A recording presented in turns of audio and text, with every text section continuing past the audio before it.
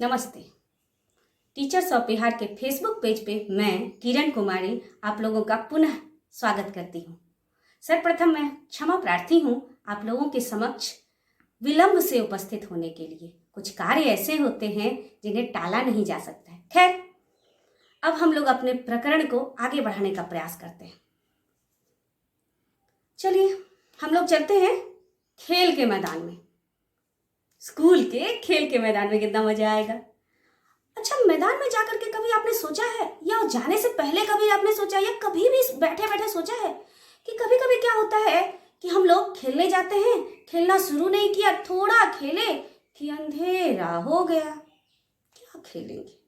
और कुछ दिनों के बाद खेलना शुरू किया, खूब खेला, थक के चूर हो गए, एकदम से मजा आ रहा है, लेकिन अंधेरा ही नहीं होता है। जब अंधेरा होता है तब तक हम लोग थक तो जाते हैं, लेकिन खेल का पूर्ण आनंद उठाते हैं। कितना मजा आता है। लेकिन इसके पीछे चक्कर क्या है? असल में ये पृथ्वी का चक्कर है। तो चलिए इस चक्कर के पीछे के चक्कर को जानते हैं। बहुत मजा आने वाला है। चलिए हम लोग जानते हैं पृथ्वी के बारे में। इससे पहले के वीडियो में मैंने बताया है पृथ्वी गोल है, पृथ्वी गोल है और अपने अक्ष पर पश्चिम से पूर्व की ओर चक्कर लगाती है, यूं यूं। अब चलिए, ये तो हमने जान लिया कि पृथ्वी गोल भी है और चक्कर भी लगाती है। एक सेकंड के लिए भूल जाते हैं कि पृथ्वी जो है चक्कर लगाती है। पृथ्वी अपने जगह पे एकदम से स्थिर है, सूर्य की तरह। ये देखिए, इस टॉर्च को मैंने सूर्य बनाया है और ये पृथ्वी क्या है? अब स्थिर है। अब क्या होता है? सूर्य की प्रकाश पृथ्वी पे पड़ती है। सूर्य की प्रकाश जब पृथ्वी पर पड़ती है तो क्या होता है? यहाँ रोशनी होती है, लेकिन पृथ्वी के दूसरे क्षेत्र में रोशनी नहीं होती है, यानी अंधेरा रहता है। इस क्षेत्र में, जिस क्षेत्र में सूर्य का प्रकाश पड़ा वहां उजाला, और जहां नहीं पड़ा वहां अंधेरा। तो यह हो गया प्रकाशित क्षेत्र और ये हो गया अंधकार क्षेत्र। आप लोग जानते हो, इस प्रकाशित क्षेत्र को और इस अंधकार क्षेत्र को एक विभाजक रेखा होती है, जिसके इस पार अंधेरा और इस पार उजाला। इसे रेखा नहीं, इसे कहते हैं प्रकाश वृत्त। अब आपको हो गया, ये वृत्त तो दिख नहीं रहा है। तो बच्चों, सूर्य ये चिपटी नहीं हुई है, पृथ्वी चिपटी नहीं है, बल्कि पृथ्वी गोल है। इस गेंद के जैसे यूं गोल। और पृथ्वी, अभी मैंने क्या कहा कि हम लोग स्थिर मानते हैं, और जो सूर्य की रोशनी है जो इस टॉर्च के माध्यम से दिखाया गया है यहाँ, ये जो है पृथ्वी के एक भाग को प्रकाशित करती है। अब देखिए, जो मानते हैं कि ये जो प्रकाशित करती है, ये प्रकाशित क्षेत्र इस तरह से देखते हैं हम लोग।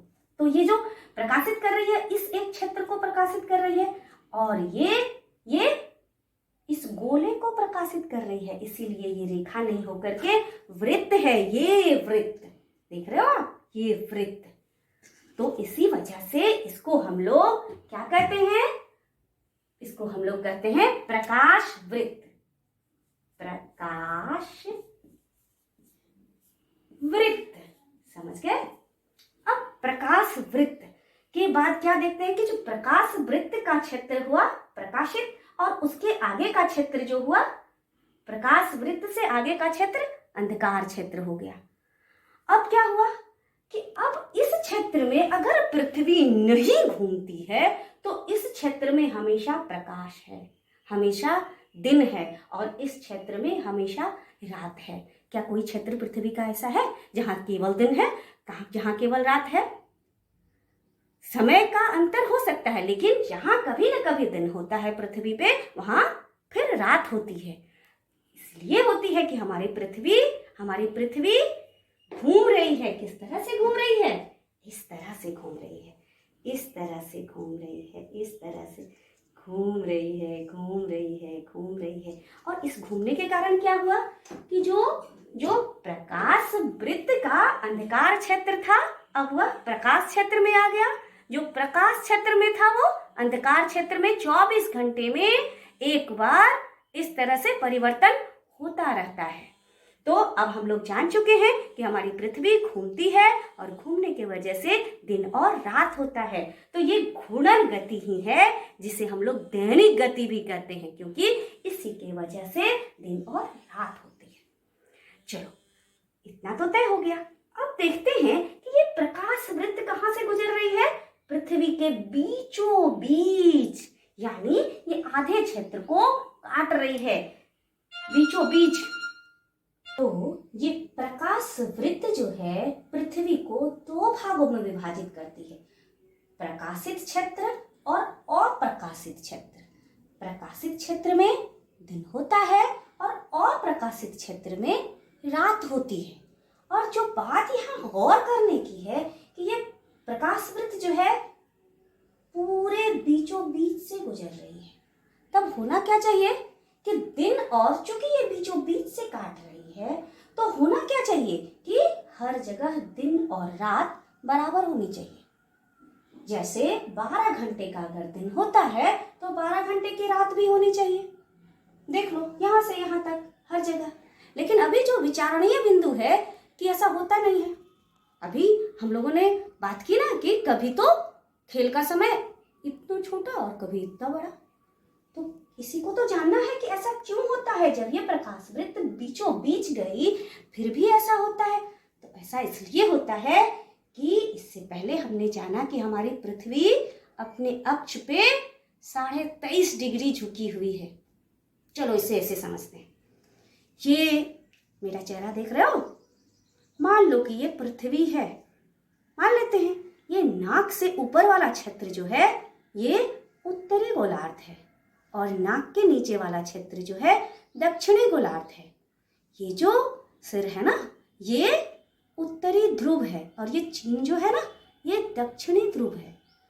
हम लोग यहाँ से यहाँ तक के कान से लेकर के इस कान तक के क्षेत्र को मान लेते हैं कि ये विषुवत रेखा है जो उत्तरी गोलार्ध और दक्षिणी गोलार्ध के बीचों बीच गुजर रही है।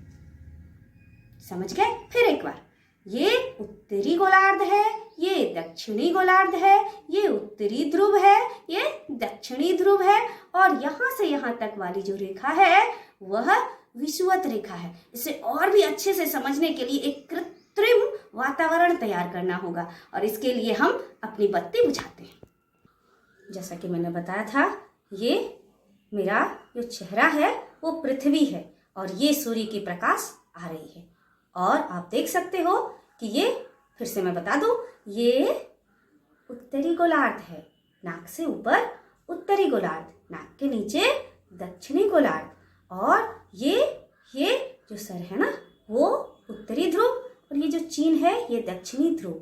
और जो बीचों बीच नाक से लेकर के कान तक और इस कान से इस नाक तक की दूरी को हम लोग, जो पृथ्वी को दो गोलार्धों में बांटती है, एक उत्तरी गोलार्ध और एक दक्षिणी गोलार्ध, उस रेखा को क्या कहते हैं? जैसा बताया था मैंने, विषुवत रेखा, इक्वेटर, भूमध्य रेखा। तो अब ये आदर्श स्थिति है। यहाँ ये प्रकाशित क्षेत्र है, ये अप्रकाशित क्षेत्र है और ये बीचों बीच प्रकाश वृत्त है। ये आदर्श स्थिति है, लेकिन वास्तव में ये नहीं है। वास्तव में पृथ्वी अपने अक्ष पे 23.5 डिग्री झुकी हुई है। अब आप देख सकते हो कि क्या स्थिति है। अब आप देख सकते हो कि जो उत्तरी ध्रुव है वह प्रकाश में है और जो दक्षिणी ध्रुव है वो अंधकार में है। और पृथ्वी क्या कर रही है? अपने परितः, अपने चारों ओर अपने ही अक्ष पर घूम रही है। ठीक है, तो जो पृथ्वी घूम रही है, घूमने की अवस्था में भी जो उत्तरी ध्रुव है वह सतत प्रकाश में है। इसीलिए कहा जाता है ना कि ध्रुवों पे 6 महीने का दिन और 6 महीने की रात होती है। तो 6 महीने तक उत्तरी ध्रुव जो है इस स्थिति में प्रकाश में है और यहाँ 6 महीने का दिन होता है। अब दक्षिणी गोलार्ध को देखते हैं। जस्ट इसके विपरीत दक्षिणी गोलार्ध क्या है? अंधकार में है और 6 महीने तक यह अंधकार में है। यहाँ 6 महीने की रात हो गई। अब बात करते हैं विषुवत रेखा की।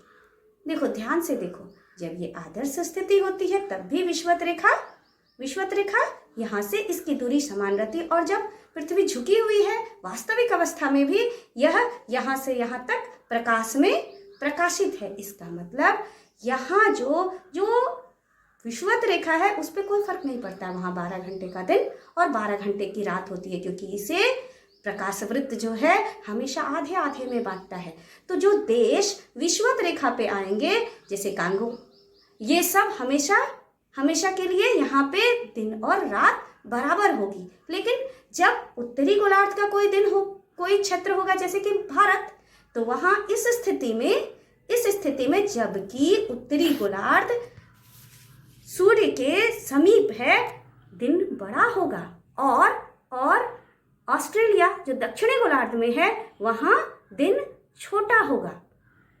फिर से मैं बता दूं कि जो उत्तरी ध्रुव है वह सतत प्रकाश में है, यहाँ 6 महीने का दिन होता है, और जो दक्षिणी गोलार्ध है, दक्षिणी ध्रुव है, वह सतत अंधकार में है, यहाँ 6 महीने की रात होती है।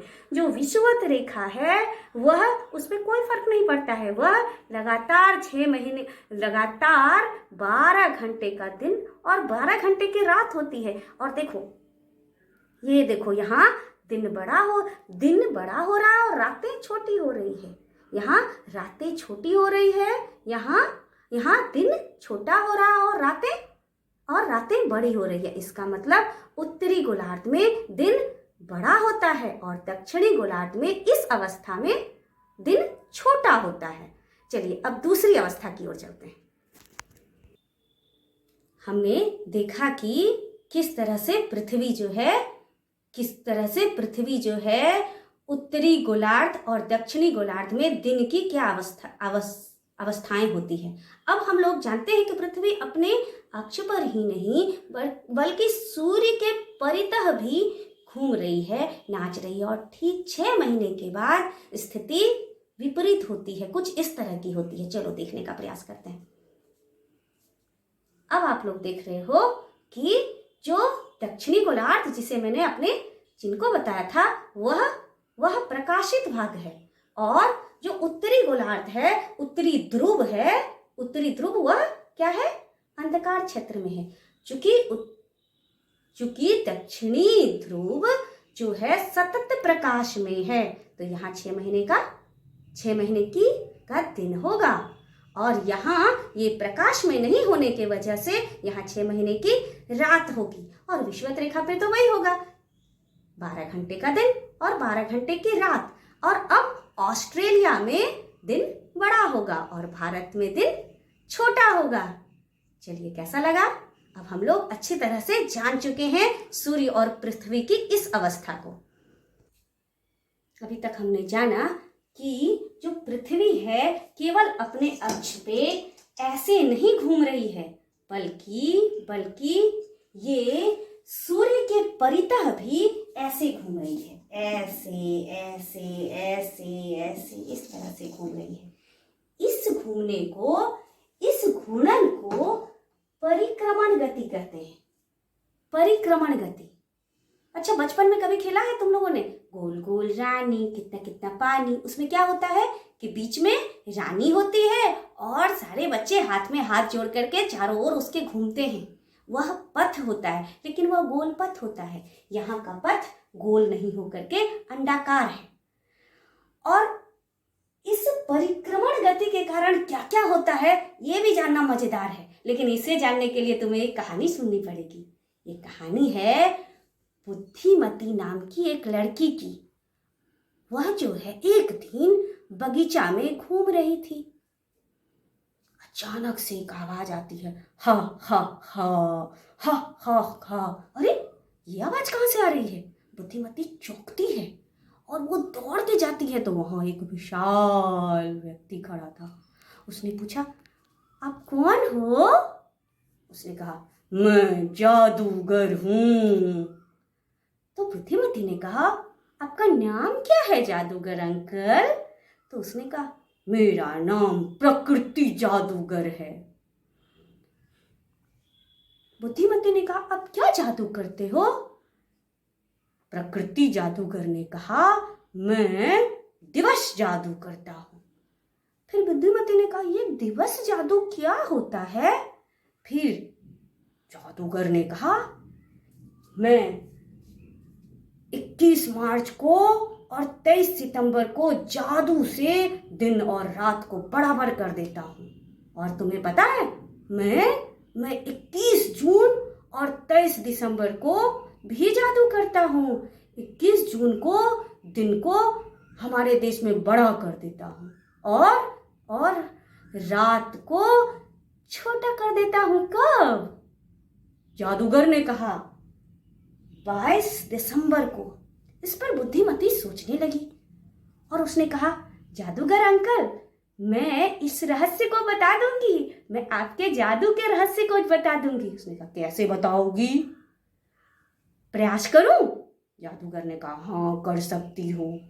फिर बुद्धिमती ने कहना शुरू किया, आप जब 21 मार्च को जादू करते हो ना जादूगर अंकल, उस दिन क्या होता है कि हमारी पृथ्वी जो है सूर्य के सामने होती है और जो सूर्य की प्रकाश है वह सूर्य का प्रकाश विषुवत रेखा पे पड़ता है, जो हमारे पृथ्वी को बीचों बीच काटती है।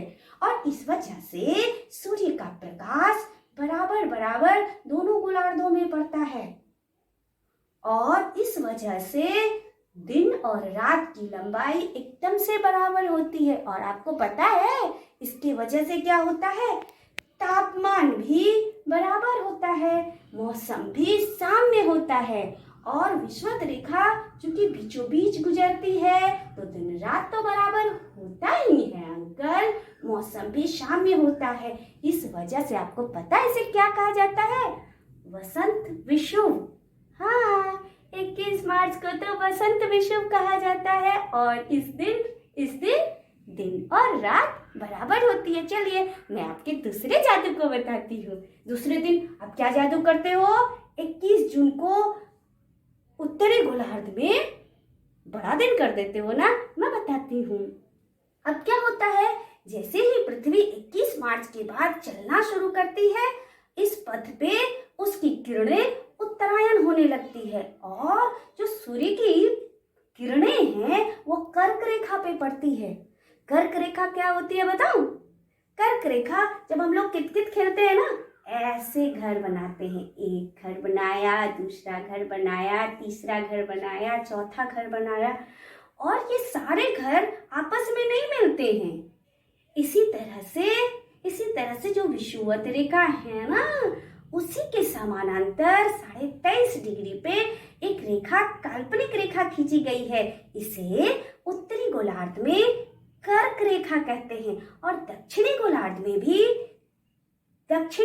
में भी एक रेखा इसके समानांतर खींची गई है। इसको हम लोग मकर रेखा कहते हैं। तो अब जो है सूर्य की किरण सीधी लंबवत रूप से कर्क रेखा पे पड़ती है, तो यहाँ दिन सबसे बड़ा होता है और रातें छोटी होती है। तो 21 जून को हो गया ना बड़ा दिन।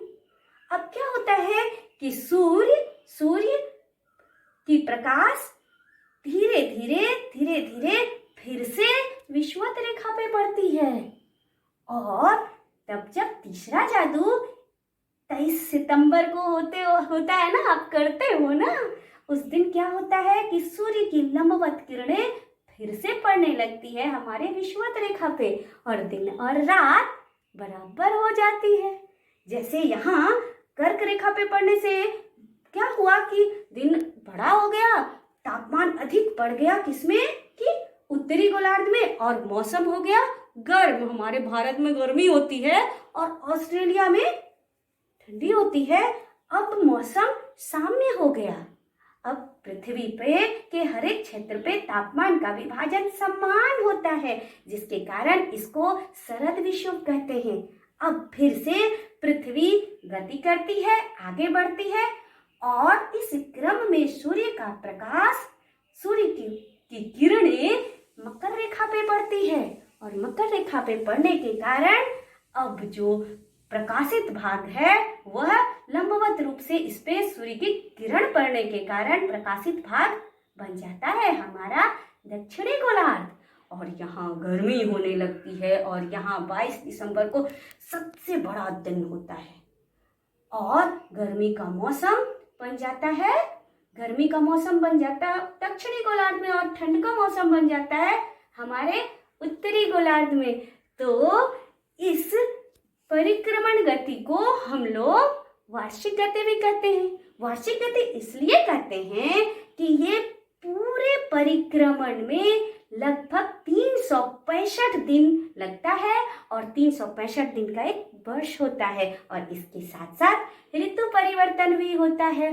जादूगर खुश हो गया, उसने कहा हा हा हा बेटा तुम तो बहुत बुद्धिमान हो, सचमुच तुम बुद्धिमती हो। चलो मैं तुम्हें आशीर्वाद देता हूँ, तुम इसी तरह से पढ़ना और अपने दोस्तों को भी कहना इसी तरह से पढ़ें, कारणों को जानने के लिए पढ़ें, विश्लेषण करने के लिए पढ़ें और तथ्यों से अधिक अवधारणा पर ध्यान दें। और बुद्धिमती खुश हो गई, वो खेलने चली गई और जादूगर अंकल भी खुश हो गए। क्या तुम भी ऐसे पढ़ना चाहोगे? बिल्कुल बेटा, इसी तरह पढ़ना चाहिए, कारणों को जानने के लिए। इससे क्या होता है, हमारी जिज्ञासा भी बढ़ती है और हमें मजा भी आता है। धन्यवाद।